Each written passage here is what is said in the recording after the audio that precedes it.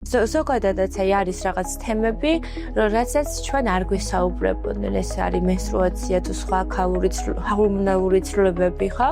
თუნდაც სექსი ან სხვა განსხვავებები, რაც ინფორმაცია, რაც რა თქმა უნდა, ჩემთვის, როგორც დედისთვის, ერთ-ერთი ყველაზე მნიშვნელოვანი საკითხი არის ის, რომ ჩემმა შვილმა შეძლოს არას კაფეად თქმა.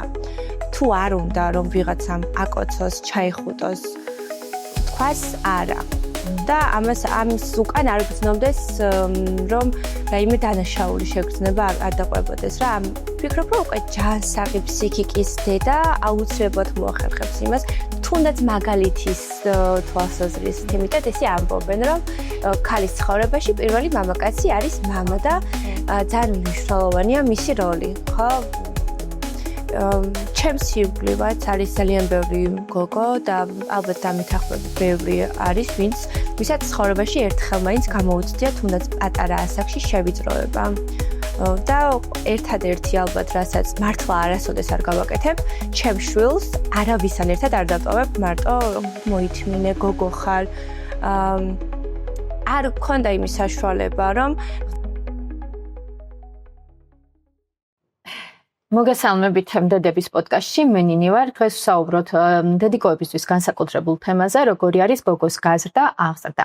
ეს არის ძალიან მნიშვნელოვანი კითხვებით სავსე თემა, რომელიც ყველა გოგონას დედიკოს ძალიან აინტერესებს და მნიშვნელოვანი არის, რა თქმა უნდა. როგორ გავზარდოთ გოგო ისე, რომ იყოს თავისუფალი, იყოს ძლიერი, მაგრამ ამავდროულად იყოს ნაზი, იყოს ბედნიერი და დაცული. როგორ არ გადავდოთ ჩვენ შვილებს, ჩვენს გოგოებს, ჩვენი ბავშვობის, ესე ვთქვათ, შიშები. დღევანდელი ჩვენი გადაცემის სტუმარი არის პატარა კირას დედიკო ნატაშა. ნატაშა, მოგესალმები. მოგესალმები. და მინდა გითხრათ, რომ ჩვენი დღევანდელი გადაცემის სპონსორი არის Fun and Fit. Fun and Fit არის ევროპული ხარისხის ბრენდი, ბუნებრივი ინგრედიენტებით, დაბალანსებული შემადგენლობით და გამორჩეული გემოებით. არ შეიცავს შაქარს და არ შეიცავს კონსერვანტებს. დღეს როგორც უკვე აღნიშნავს, საუბრობთ გოგოების გაზრდაზე, აღზრდაზე, შენ პატარა კირას დედიკო ხარ და როგორი არის შენთვის პატარა კირას დედობა?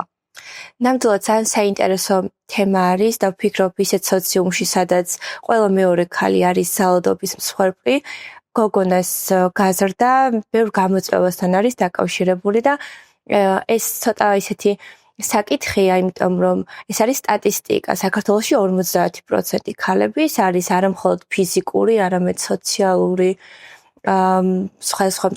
მსხვერპლი, ძალადობის მსხვერპლი, არა მხოლოდ სექსუალური პარტნიორებისგან, არამედ სოციუმისგან, შეხედულებებისგან, ფინანსურად და ასე შემდეგ. ამიტომაც ვფიქრობ, რომ ძალიან საინტერესო საკითხია და მიხარია, რომ მომიცემ იმის საშუალება, რომ ჩემი შეხედულებები ამ საკითხთან დაკავშირებით დავაფიქსრო და გავაჟღერო. თუ რომელიმე დედას ექნება რაიმე სახის ინსპირაცია ჩემი მონოლოგისგან, ძალიან გამიხარდება, იმიტომ რომ ნამდვილად საინტერესო საკითხია. ესეთი შეკითხვა მაქვს.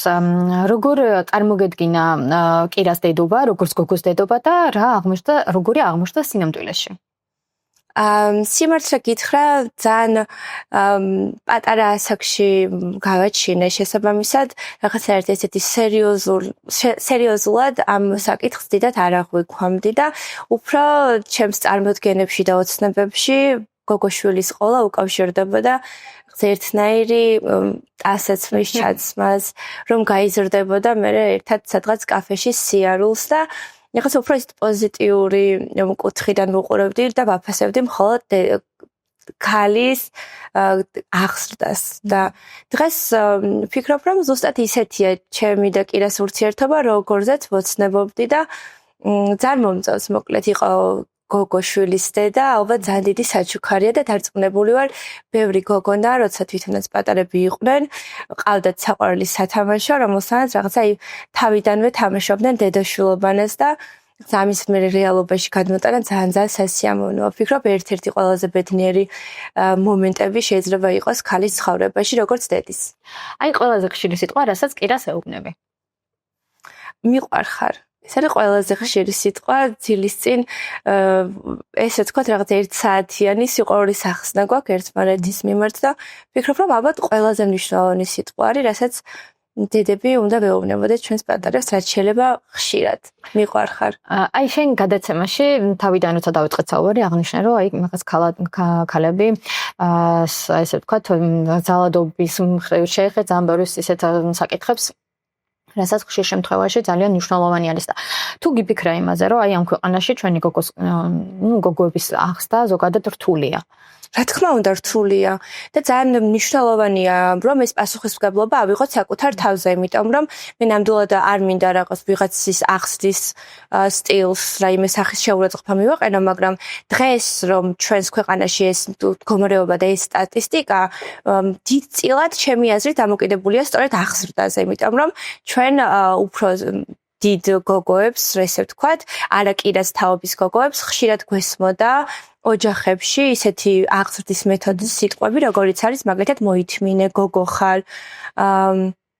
არ გქონდა იმის საშუალება, რომ გამოგვეხატა უკმაყოფილება, ბრაზი და თითქოს აი აქედანვე იწყება რა, აი ის რომ ჩვენ გოგოებმა რაღაცები უნდა მოვითმინოთ, რაღაც კი არ უნდა გამოვხატოთ საკუთარი შეგრძნებები, არამედ უნდა მოვირგოთ რაღაც სიტუაციებს რა და უნდა ვიყოთ კარგი გოგოები და ეს კარგი გოგოების კომპლექსი, ესე ვთქვათ, თითქმის ყველა გოგოში არის რა, იმიტომ რომ ყოველთვის, როდესაც გვაქვს ბრაზი, გვინდა რომ საკუთარი საზღვრები დავიცვათ, ფონურად ყველას დაგვყვება ის შეგრძნება, რომ აი ზედმეტს ხომ არ ვაკეთებ, რაღაც ისეთ სხვა ვაკეთებ, რაც შეიძლება რომ არასწორი იყოს, მიუღებელი იყოს საზოგადოებისთვის. ჩვენს ძალიან ხშირად გვესმის ფრაზები, რომ რაღაცნაირად უნდა ვიყოთ უფრო წყნარები, მშვიდები, უნდა შევიკავოთ თავი, მორცხვები. რეალურად არ ვფიქრობ, რომ ეს სწორი მესიჯები არის, რაც ჩვენს პატარებს უნდა უთხრათ და ძალიან მნიშვნელოვანია, რომ პატარა ასაკიდანვე ვასწავლოთ ის, რომ თუ არ უნდა, რომ ვიღაცამ აკოცოს, ჩაიხუტოს, თქვას არა. და ამის უკან არ გრძნობდეს რომ რაიმე დანაშაული შეგრძნება არ დაყვებოდეს რა ამ კაცს არას რომ თავისი სხეული მისი სხეულია და მას შეუძლია რომ დააკვირდეს რაც გრძნობს გამოხატოს ეს უკმაყოფილება და ხშირ შემთხვევაში ალბათ ძალადობის მსხვერპლებით სწორედ ამიტომ ხდებიან რომ საწყის ეტაპზე როცა ქალს ინციდენტი უკმაყოფილების შეგრძნება აქვს ამას ვერ ხვდებიან რომ ეს არის სიგნალი პირველი ესე ვთქვათ რომ რაღაც არასწორად არის და თავიდანვე კაცრად მოძალადე ადამიანს უთხრა რომ არა ესე მოგწევა ჩემთან არ შეიძლება. აი მე მინდა სტერეოტიპებზე და ზეწოლაზე, თუნდაც საზოგადოების მხრიდან არ აქვს მნიშვნელობა ნებისმიერ ზეწოლაზე ვისაუბროთ. აი ყველაზე ხშირად რა ფრაზები გაგიგია გოგოებზე? ხო, როცა ვლაპარაკობ პირველ რიგში როგორ უნდა გავზარდოთ და რა მესიჯები უნდა გავუგზავნოთ ჩვენს პატარებს, ჩემი აზრით მნიშვნელოვანია რომ ჯერ ჩვენ დედებმა ჩვენში განთავსებულ პატარა გოგოს დაველაპარაკოთ და ვასწავლოთ, გამოვხატოთ ჩვენი ემოციები, დავამყაროთ მასთან. პირველ რიგში ალბათ ეგ პატარა გოგონა უნდა გავზარდოთ და იმას უნდა მოვაშოროთ ის რაღაცა კლიშეები, რომელიც ბავშვობიდან გვესმოდა და შემდეგ უკვე რაღაც პატარა ჩვენს შვილთანაც მოვახერხებთ, რომ სწორი მესიჯები გავუგზავნოთ. ესე ზუსტად ეხა არ ვიცი, არ მახსენდება, მაგრამ ალბათ ყველაზე მნიშვნელოვანი არის ის, რომ აი ეს ემოციების გამოხატვის არ არსებობა, რომ ჩვენ უნდა მოირგო ყველანაირ სიტუაციას, რაღაცა ისე კლდემა უნდა იყოს, უნდა ჩაიცვა შესაბამისად, როგორც ადამიანები გთხოვენ, თავარი აუცილებლად არის ის, რასაც შენი მეორე გამოხატვის უნარი შეძლონ, ესე ვთქვათ რა, რაც გულში აქვს ის თამამად გამოთქვა. კი. სწორად ან ძალიან ბევრი ის არის შემსღუდველი რაღაც ზოგს ამის გამოხატა, ზოგს არა ძალიან ბევრს უჭირს.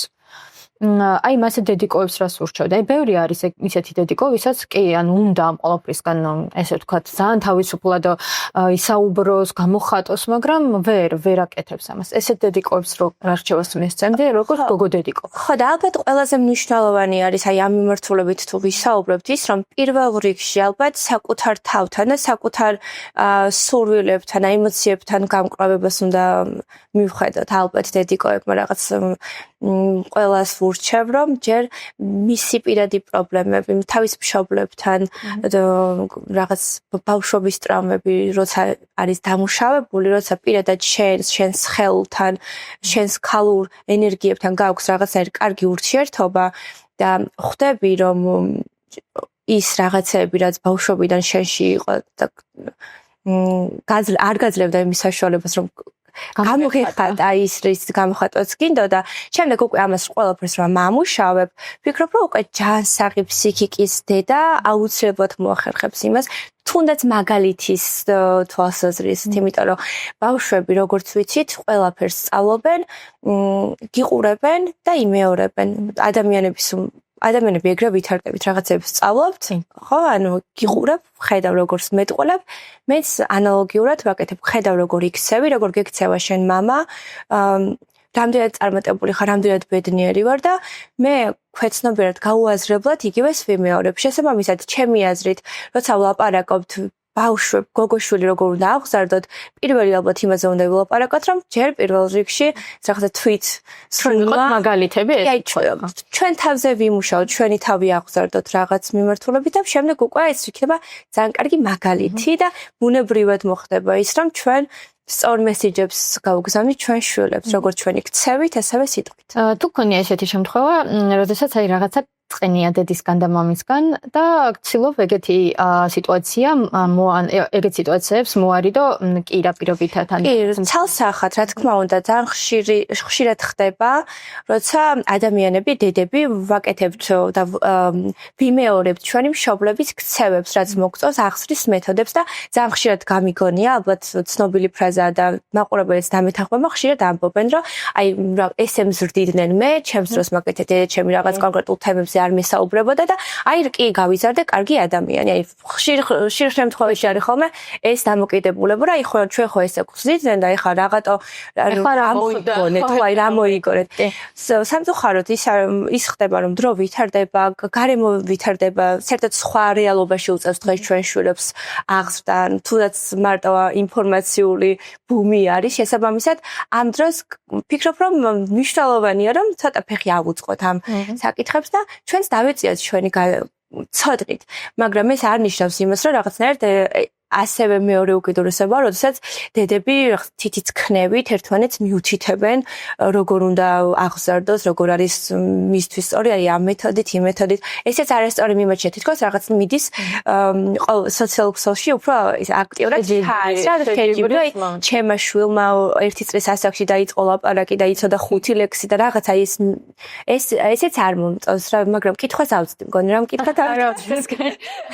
ჩაიჯდა არ არის ეგეთი აცდენილი არა. კაი, მას შემდეგ კითხვას დავსვამახა. შენი აზრით რა არის ყველაზე ცუდი ფრაზა, რაც შეიძლება გოგონას უთხრას ზრდასრულმა ადამიანმა? ძალიან ბევრი ფრაზა შეიძლება რომ იყოს, რაც შეიძლება რომ უთხრა და იყოს ცუდი, მაგრამ ალბათ აი მოითმინე.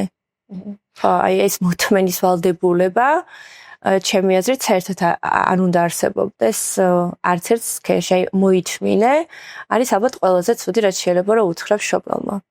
აი შენი აზრით რა საკიდან იწყება გოგონასთვის ეს სირცხვილის სწავლება?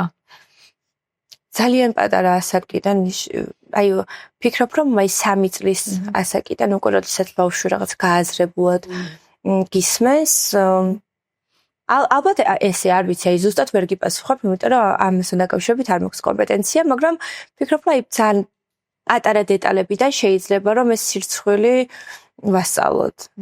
იცი რა მითხარი, ან შენ თუ ქონია ის მომენტი, როდესაც აი რასაც ჩვენ ეწინააღმდეგები ეს სტერეოტიპებს გულისხმობ ამ შემთხვევაში, თუ გაგიკეთები ეს კირასთან და თუ შეგრცხვიან, თუ გინანია, გინერვიულია ამაზე? რა თქმა უნდა, კი. რაღაც დროთა განმავლობაში რაღაც სხვადასხვა ინფორმაცია მოდის ჩემთან, იმიტომ რომ ყოველთვის ვცდილობ რომ რაღაცა ახალი საინტერესო ინფორმაციები მოვიძვე ამ საკითხთან დაკავშირებით და მე ყოფილა ისეთი მომენტი, რომ მივხვდი რომ შეიძლება არასწორი არის აი როდესაც ბავშვი რაღაც შეცდომას დაუშვებს და აფასებ თვითონ მას და არა იმ ქმედებას, რომელიც განახორციელა. აი ალბათ ხო ეს სარიცოდი. აი შენი აზრით რა არის ყველაზე მნიშვნელოვანი, რაც მომავალ ქალს ესე ვთქვათ უნდა ვასწავლოთ? გარდა იმისა, რაც აღნიშნეთ, ანუ ეს მოთმინებით რომ არ უნდა მოითმინოს, რა თქმა უნდა, მაგრამ არის რაღაცები ისეთი, აი რას ურჩევდი, რა შეიძლება ვასწავლოთ პატარა გოგონას, რომელიც მომავალში როგორც ქალს გამოადგება? ვფიქრობ, რომ ჩემი როგორც დედის მთავარი მოვალეობა არის ის, რომ თავი იგრძნოს დაცულად, ის რაღაც ქონეს უსაფრთხოების შეგრძნება, თავი იგრძნოს, რომ დედას და მამას უყვარს. ასევე ძალიან მნიშვნელოვანი არის ალბათ პარტნიორი, ანუ მამა ამის შემთხვევაში როგორ ექცევა დედიკოს და ალბათ კიდევ ერთ-ერთი ძალიან მნიშვნელოვანი საკითხი არის, რომელიც ჩემთვის ძალიან სტრესული იყო და ესე ვთქვათ, ბოლო 1 წლის განმავლობაში ალბათ სხვანაირად გადავხარშა, ეს არის ის, რომ მე არაძოს არ ყოფილა კირასთვის full time დედიკო და რაღაცა 100% დრო კირასთან ყოველ შემთხვევაში ძალიან სამწუხარო ფაქტია, მაგრამ არ გამიტარებია, იმიტომ რომ თავიდან იყო უნივერსიტეტი, შემდეგ დაახლოებით კირა 2 წლის რო იყო დავიწყე უნივერსიტეტში სწავლა, შემდეგ სამსახური და მოკლედ ეს full time დედიკო არასდროს არ ვიყავი და ამის გამო ყოველთვის მქონდა რაღაცნაირი თვითკრიტიკა და რაღაც ეტაპზე, ცხოვრების რაღაც ეტაპზე მივხვდი, რომ ძალიან მნიშვნელოვანია, რომ დედა იყოს ბედნიერი. ალბათ ყველაზე მნიშვნელოვანი არის ეგ და ალბათ ყველაზე მთავარი, რასაც ჩვენ დედიკოები ჩვენს პატარებს ვასწავლით, არის ის, რომ ჩვენ თვითონ ვიყოთ კარგად, გახარებულები, ბედნიერები ფორმაში, ვიკვებებოდეთ ჯანსაღად, ვიყოთ ჯანსაღი ცხოვრების მოყვარულები, ხო? ჭამდეთ ადეკვატურად, გქონდეს ჩვენი ფული. კითხულობდეთ წიგნებს, ყოველთვის მაგას ვიყოთ წარმატებული. კი, აი მაგას ვამბობ, რომ აღზრდა არ გულისხმობს იმას, რომ შენს შვილს ეუბნებოდე, რომ აი წიგნი წაიკითხე.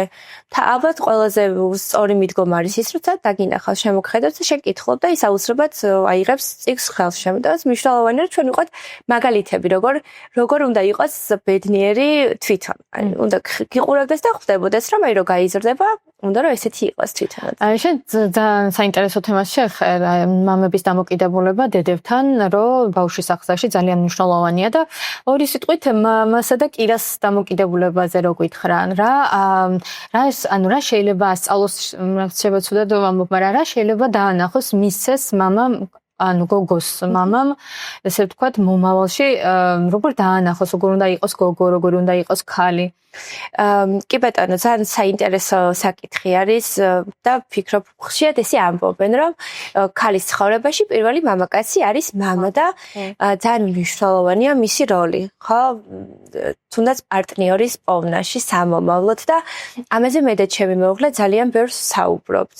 სანამ კირა მუცელში იყო, იქიდან ყოველთვის ამაზე ძალიან ბევრს ვლაპარაკობდით, იმიტომ რომ პირადად ჩემ ცხოვრებაშიც მამა ჩემო ძალიან დიდი როლი ითამაშა იმაში, რომ ვიყო წარმატებული, ვიყო თავდაჯერებული, მამაკაცებთან სწორი ურთიერთობა მქონდეს და კირას შემთხვევაში ყოველთვის ვეუბნები ჩემს მეუღლეს, რომ ეს შენი პასუხისმგებლობა არის, რა შენ უნდა აჩვენო მას, რა არის მისი მინიმუმი, რასაც მომავალში პარტნიორისგან მოითხოვს. ვფიქრობ, რომ ძალიან საყვარელი ურთიერთობა აქვს და ყველაზე ბედნიერი ვარ, იმიტომ რომ ხშირად როდესაც მე არ ვარ კირასთან ერთად, ის მამას რჩება, ერთად რაღაცა უკეთებს ძმებს, დაბადების დღეზე ჩუქნის ყვავილებს, არც-ერთი დღესასწაული არ არის მისი ყურადღების გარეშე და რაღაცნაირად აი კირაზე გიждდება და რაღაცა ძალიან სხვანაირი დამოკიდებულება აქტიურად არის ჩართული, ძალიან აქტიურად. ეს პირველივე დღიდან იყო აქტიურად ჩართული და ეს არ გულისხმობს მხოლოდ ფიზიკურ რაც მასთან ყოფნას, აი ვატყობ, რომ მათ აქვთ ემოციური სხვანაირი კავშირი. რაღაცნაირად სხვანაირად უყვართ ერთმანეთი და ეს მე ძალიან მახარებს და ხშირად მეკითხებია რომ ხوار ეჭვიანობ, იმიტომ რომ კირას მამა ძალიან განსაკუთრებულად უყვარს და პირიქით საერთოდ არ ვეჭვიანობ, ყველაზე ბედნიერი ვარ და ძალიან მიხარია რომ ჩემ შვილს ესე გაუმართლა, ესეთი მზრუნველი და მოსიყვარულე მამა ყავს, დარწმუნებული ვარ რომ სამომავლოდ უკვე მან იცის როგორ უნდა მოიქცნენ კაცებმა მას.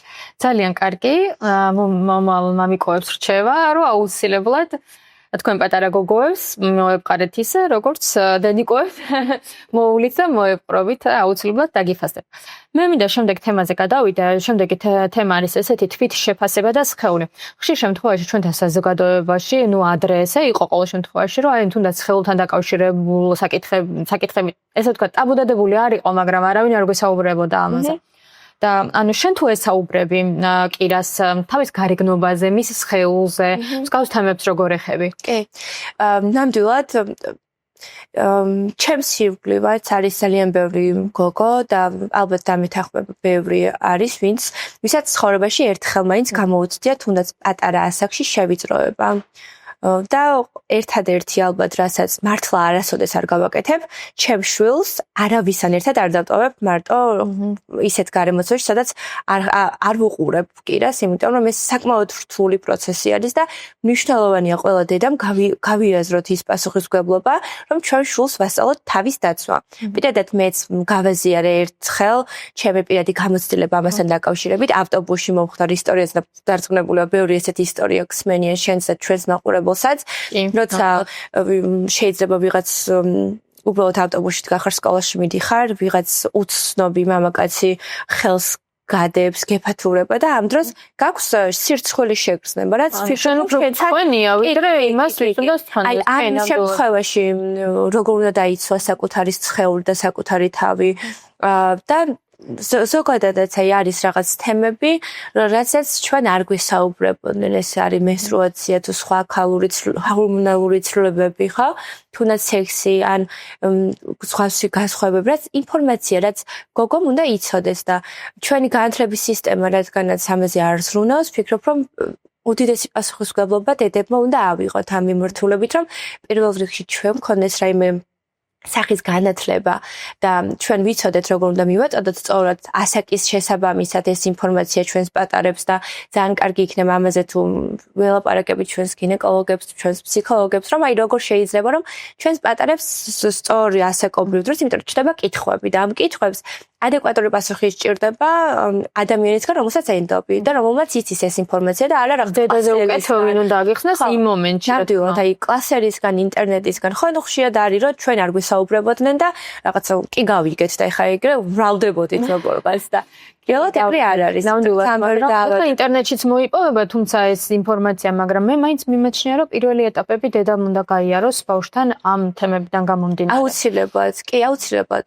რომ თუნდაც ის მესიჯი, რომ ეს არ არის სამარცხვინო, ეს ყველას ემართება, ეს რაღაც ეტაპი არის და ეხლა ემოციურ ხო და მაინც იქ მივდივართ, რომ ემოციურად უნდა გრძნობდეს თავს უსაფრთხოდ და კომფორტულად ჩვენს გვერდით და ის ნებისმიერი შიში, რომელიც შეიძლება რომ აი ასაკთან ერთად გარდიხს ასაკში თავის ხელთან მიმართებაში კონდეს რაღაც პრობლემები, მოვიდეს და გულწრფელად გაგიზიაროს მისი შფოთვა და ალბათ ამაზე მნიშვნელოვანი როლი ჩვენ მათ ცხოვრებაში არც გვიკავია. ნამდვილად გეთანხმები. თუ გქონია ესეთი შემთხვევა, როდესაც აი უთქვამთ, რომ აი რაღაც ლამაზი არო არა, ან რაღაც არ მოსწონებია მის გარეგნობაში ან მის სხეულში და თუ აგიხსნია და როგორ აგიხსნია ეს? სხვათაშორის მსგავსი გამოცდილება ჯერ კიდასთან მიმართებაში არ მქონია. საკმაოდ მოსწონს თავი.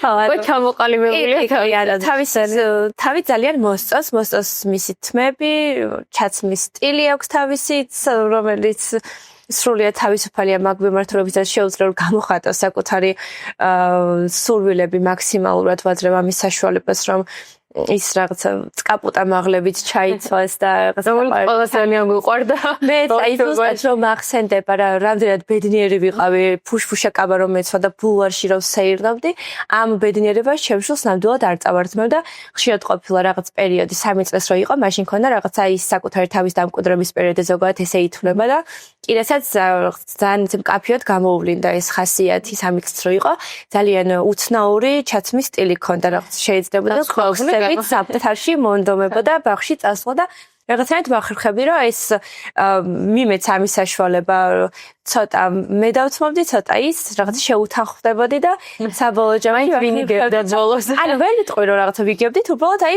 ვამბობდით რომ მოდი კარგი აი ეხა ეს გეცვას მე ეს ჩავიცვათ აი შიგნით რაღაც და ეხა დღემდეც ეგრე ვართ რა რაღაცა ცდილობ ფიქრებს გაიტანოს და მეც რაღაცნაირად რაც შესაძლებელია მაქსიმალურად მივცე ამის თავისუფლება რომ გააკეთოს. ანუ ისევ და ისევ უნდა ვესაუბროთ აუცილებლად და საუბარში მოდის ჭეშმარიტ. აი სხვათაშორის ამ გარეგნობასთან დაკავშირებით ძალიან მნიშვნელოვანი არის რომ ეს რა ლამაზი ხარ არ იყოს მთავარი კომპლიმენტი, რასაც ჩვენ შვილებს ვეუბნებით გოგოებს ერთადად, იმიტომ რომ შემდეგ შეიძლება რომ ამას სხვა უკიდურესობამდე მიგვიყვანოს და ამიტომ მნიშვნელოვანია რომ ის ყველა მიღწევას როგორიც არის თუნდაც განათლების მხრივ ან სიმღერა, ცეკვა, ნებისმიერ რაღაცას ხაზი გაუსვა და ეს ისტერიულად ყოველდღიური რალამაზი ხარ შეიძლება რომ უფრო სტრესული აღმოჩნდეს რაღაც დროის მერე და აღნიშნავთ რომ მხოლოდ გარეგნობა არ ნიშნავს მის ესე ვთქვათ არის წარმატებას, არის კარგ ადამიანობას, არის სხვა კიდევ ისეთი თვისებები რომელიც გამოგარჩევს. აი ჩემი ბავშვობიდან შემიძლია რომ მოვიყვანო მაგალითი ყოველთვის ეს იყო არა უშუალოდ მშობლებისგან არამედ აი გარემოცვა ძალიან დიდ გავლენას ახდენს ნათესავები, მეზობლები. ყოველთვის მესმოდა მე რომ ვიყავი ლამაზი და ჩემს უფროსდას ყოველთვის ეუბნებოდნენ რომ იყო ჭკვიანი. რაღაცნაირად ეს შენ დაყოფი შენ ნუ არა უშავს რომ ბევრი ლექსი არის, მაგრამ სამაგერად ლამაზი ხარ. ეს იყო ჩემთან მესიჯი და ჩემს დასთან იყო რომ აი სამაგერად შენ ჭკვიანი ხარ და რაღაცნაირად რომ გავიზარდეთ ორივე ფსიქოთერაპია გავიარეთ, შემდეგ ქონა ძალიან გულწრფელი საუბარი ამასთან დაკავშირებით, რამხელა გავლენა მოახდინა თუნდაც ამ მესიჯებმა ჩვენს ორივეს ცხოვრებაში, ეს შედარების თემა ცალკე არის. ეს კი, ანუ ნამდვილად გეთანხმები და ძალიან ისეთი თემა არის ეს. თუმცა რადგან სილამაზეს შევეხეთ, მინდა ესეთი შეკითხვა და გისვა, გოგოს სილამაზე მისი ძალა. ეთანხმები თუ არა ამ ფრაზას? არ ვიცი რამდენად სწორი არის ეხლა რასაც ვამბობ, მაგრამ მგონია რომ რაღაც მხრივ შეიძლება რომ გარეგნობამ რაღაც უპირატესობები მოქცეს. ეს შეიძლება სამწუხარო საკითხია, მაგრამ თუნდაც ფინანსური თვალსაზრისით რომ ვიმსჯელოთ, გარეგნობამ შეიძლება რომ უფრო მოქცეს თქვა. მე მაინც გონია რომ თუნდაც ბალანსი არის მანდ ყველაფერი რა არის ადამიანები ვინც აი თავისი გარეგნობით ესე ვთქვათ რაღაცა მოდის სფერო ავიღოთ თუნდაც ანუ მათი გარეგნობა არის მათი შემოსავლის წყარო თუმცა არიან ადამიანები ვინც საერთოდ არ არიან მსგავსი მიმართულებით დაინტერესებული მაგრამ მათი მიმართულება გონებრივი სამუშაოა და მათი ესე ვთქვათ შემოსავლის წყარო ის რაღაც ბალანსია თუმცა ამ ბალანსის დაცვა ხშირ შემთხვევაში ძალიან გვიჭირს ხოლმე. კი, მაგრამ ძალიან რეალისტები ვიქნებით თუ ვიტყვით იმას რომ იმ რეალობაში ცხოვრობთ შეიძლება რომ ერთ-ერთ რესურსულ თვისებადაც წარმოვიდგინოთ ის რომ ეფექტური ხარ და შეიძლება ვიღაცამ სამსახურში ამის გამო აგიყვანოს, რასაც მე საერთოდ არ ვემხრობი და ვფიქრობ რომ ჩვენს CV-შიც არ უნდა იყოს განთავსებული ფოტო, იმიტომ რომ ეს რაღაც კონკრეტულად თუ მართლა სამოდელო სფეროს ეთანხმები აბსოლუტურად არ მივყვებით, არ ითამაშოს, მაგრამ არის ისეთი სფეროები, სადაც მაგალითად კამერას უჭირდება მუშაობა და შეიძლება ამან იმუშაოს რაღაც დიდი როლი. მაგრამ ხო. მინდა შევეხო ურთიერთობებს, უსაფრთხოებას და ნუ საზღვრებს თემა მინდა ესეთი დავიწყო და აი როგორ ასწავლეს შენ შულს თქვას არა. კი ბატონო. აი როგორ უხსნი ამ ყოფერს და როგორ ფიქრობ, უნდა შეუშინდეს თუ არა დამოუკიდებლობას? რა თქმა უნდა, ჩემთვის როგორც დედისთვის ერთ-ერთი ყველაზე მნიშვნელოვანი საკითხი არის ის, რომ ჩემმა შვილმა შეძლოს არას კაფეო თქმა. და იცოდეს საერთოდ რა უნდა, იმიტომ რომ ჰიპერმსრუნველობა ეს ძალიან გავრცელებული საკითხი არის. ერთ-ერთი მნიშვნელოვანი, რასაც მე საერთოდ არ ვემხრობი, როდესაც ბავშვს არ აძლევ იმის საშუალებას, რომ გამოხატოს თავისი სურვილები, რა უნდა რომ ჭამოს, რა უნდა რომ ჩაიცვას. აქედან მოდის ზუსტად დამოუკიდებლობა, როდესაც დედა სისტემატიურად უწყვიტავს ყველა მის გადაწყვეტილებას, დროთა განმავლობაში ეს ყალიბდება როგორც თვისება, როცა გონია რომ შენ არ გაქვს იმის უნარი რომ გადაწყვიტო და ვერც ხვდები საერთოდ რა გინდა. შენ სურვილებთანაც არ ხარ ჩამოყალიბებული, როდესაც გეკითხებიან რა გინდა წყალი თუ კოკა-კოლა, შეიძლება ვერ უპასუხო გულწრფელად იმ მომენტში რა გინდა, იმიტომ რომ მიჩვეული ხარ, როცა ყოველთვის ვიღაც რაღაცას გიტყვიტავს. ამიტომაც ძალიან მნიშვნელოვანია ჩემი აზრით, თუნდაც კირას ასაკში ძალიან დიდ ყურადღებას ვაქცევ ამ დეტალს და ყოველთვის ვცდილობ რომ მას ვკითხო, გინდა წავიდეთ ახლა, აი აქ წავიდეთ თუ აქ წავიდეთ, ეს არჩევანის ჩამოყალიბების უნარი ჩემი აზრით ძალიან მნიშვნელოვანია და ამას უნდა მივაქციოთ ყურადღება აუცილებლად. აი თუ დაგარღვევია ზღვარი უსაფრთხოებასა და ანუ კონტროლს შორის. ზოგადად მე ვარ ადამიანი, რომელსაც ძალიან უყვარს კონტროლი და ძალიან რთული არის ჩემთვის, რომ რაღაცნაირად ეს ყველაფრის უფლება გაქვს და არაფრის უფლება არ გაქვს, აი ამის შორის რაღაც ბალანსი დავიჭირო, მაგრამ ვცდილობ, რომ ეს ესე გაკეთდეს, იმიტომ რომ არ ვეთანხმები იმ აღზრდის წესად, სადაც ბავშვებს აქვს ყველაფრის უფლება და ვფიქრობ, რომ მნიშვნელოვანია იმის და მიუხედავად, რომ ჩვენ ვართ მეგობრები, იყოს რაიმე სახის უფროსობა და აი გათვალისწინება იმის, რასაც მე ვეუბნები და ჩემი აზრით ძალიან მნიშვნელოვანია, რომ ბავშვს პატარა ასაკიდანვე ქონდეს რაიმე სახის რუტინა, იცოდეს რა შეიძლება, რა არ შეიძლება, ესე არ ვშვები და ესე ვშვები და ძალიან მნიშვნელოვანი საკითხია ჩემი აზრით, რომ აი 10 საათზე უნდა დავწვეთ, დავიცინოთ, რაღაც ეს რუტინაში ყოფნა მნიშვნელოვანია. მე მინდა ესეთ თემას შევეხო, სპორტის თემას მინდა შევეხო, ძირითადად არის ხოლმე ეგეთი შემთხვევები, რომ მე მაგალითად ძალიან მიყვარდა ფეხბურთი და ფეხბურთს თამაშობდი ძალიან დიდი ხანი. მე კალათბურთი მიყვარდა, კალათბურთზე გადავედა, სულ მესმოდა ხოლმე რა, რომ აი გოგოს ფეხბურთზე რა უნდა, გოგოს კალათბურთზე რა უნდა. ან შენ რა სიტყვია ამ საკითხთან დაკავშირებით და კირას მაგალითზე თუ მოიყვან, აი კირამ რო პირობითად რაღაც გაზეთქვი. კირა და კარატეზე.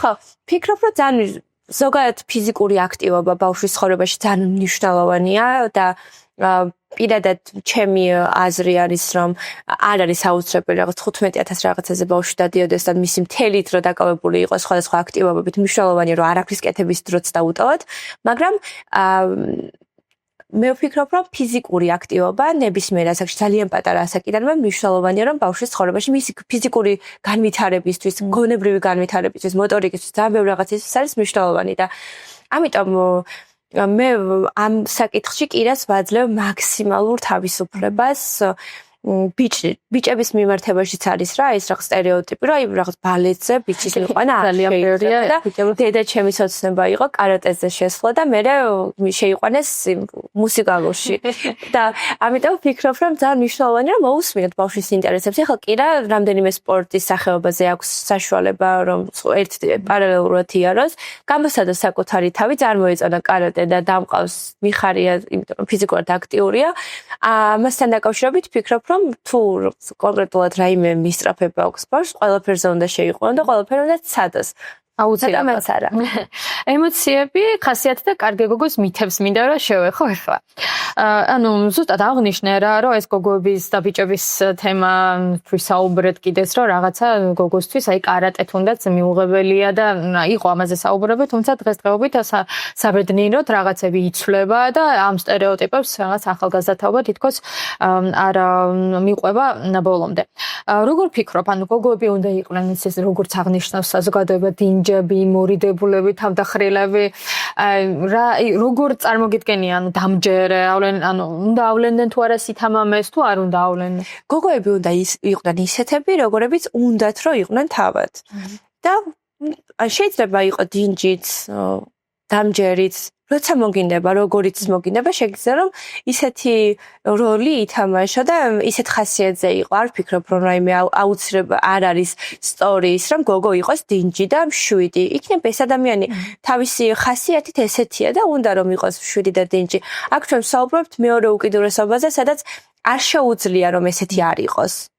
ეს არის ძალიან რთული, როდესაც რაღაც ვალდებულება არის ის, რომ შენი შეგრძნებები არ გამოხატო და ყოველთვის რაღაც დააკმაყოფილო უგრუმყოფების სურვილები და ყოველთვის რაღაც მოერგო იმ სიტუაციას, რომელშიც იმ მომენტში იმყოფები. აი ხალი რო ძლიერია აღნიშნე, ხა შენ რადგან შევეხეთ ამ თემას, როგორ ფიქრობ ეს მისი ესე ვთქვათ, აი როგორ გითხრა, ბედნიერება თუ უფრო მძიმე ტვირთია?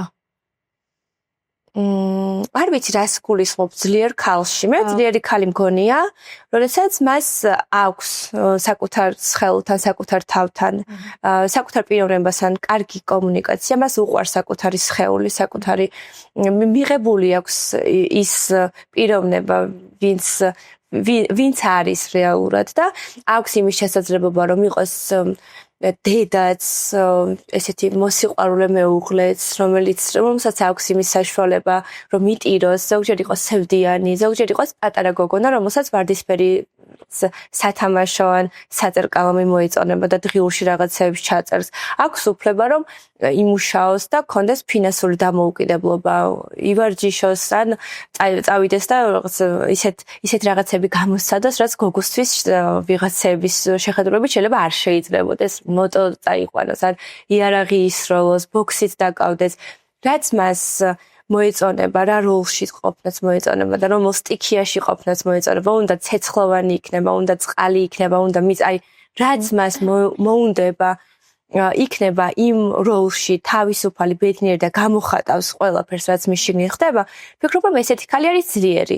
და ვფიქრობ, ეს ყოველთვის ბედნიერება, ძლიერი ქალობა არ ნიშნავს იმას, რომ რაღაცა შენ აუცილებლად მარტო უნდა იმუშაო, წერებზე ფეხი შეიდგა, რაღაც იმაზე მეტი გააკეთო, ვიდრე შენს ორგანიზმს შეუძლია დაინგრიო ჯანმრთელობა და ვიღაცას დაუმტკიცო, რომ შენ შემდგარი ძლიერი ქალი ხარ და ეს მარტო ფინანსურ საკითხებს არ გულისხმობს. ძლიერი ქალები ძირითადად ამ მიმართულებით ვინც გამოიხატება თავისი ხასიათით, რომ ყოველთვის მიმწოლები არიან, ჩემი აზრით, სწორედ ეგ აქვთ, რომ არაძლევენ საკუთარ თავს იმის საშუალებას, რომ ზოგჯერ ცოტა რბილები იყვნენ, იტირონ, რაღაცა ძალიან პატარა გოგოებივით მოიქცნენ, რაც ცალსახად ჩემი აზრით არასწორია რა, ეს რაღაც ბალანსი და ყველაფრის ერთად ყოფნა და საკუთარი თავისთვის იმ ფუფუნების მიცემა, რომ გამოხატო შენი თავი ყველა მიმართულებით, ნიშნავს იყო ძლიერი ქალი.